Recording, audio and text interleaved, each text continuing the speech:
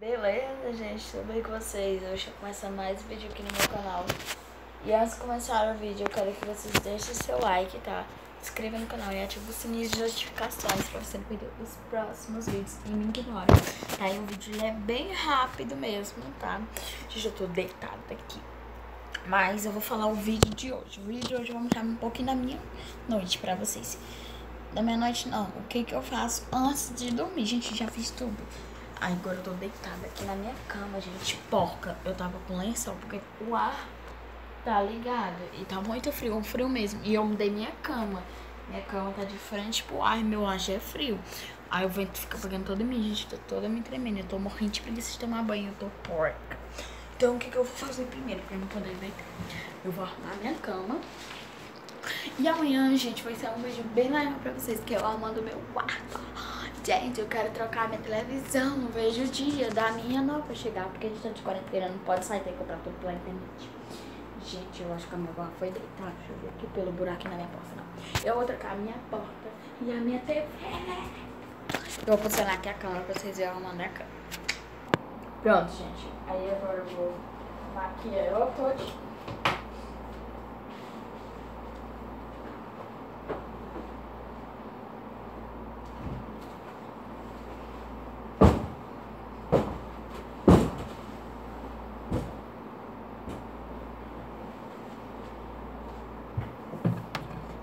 Pronto, gente, ó.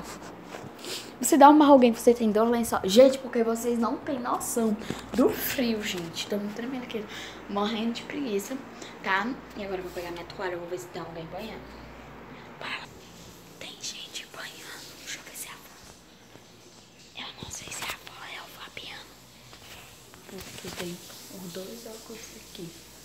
Mas eu acho que é a avó. Gente, tô aqui na cozinha, tô com medo da minha câmera cair. Minha avó tá tomando banho. Tem uma macarrão aqui aberta, aí eu vou...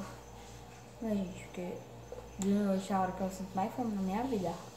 Eu já tô desbagaçada, gente.